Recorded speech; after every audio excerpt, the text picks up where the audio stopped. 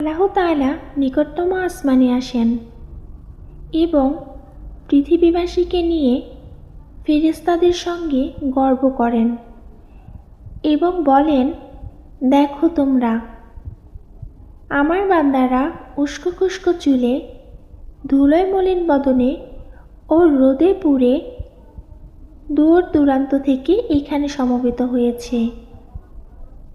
তারা আমার রহমতের প্রত্যাশী, অথচ এখনও তারা আমার আযাব দেখেনি। এই আরাফার দিনেই অধিক জাহান্নামীদের মুক্তি দেওয়া হয়। আরাফার দিনে জিলহজ মাসের ৯ তারিখে একটি রোজা রাখলে ২ বছরের সগীরা গুনাহ মাফ হয়ে যায়।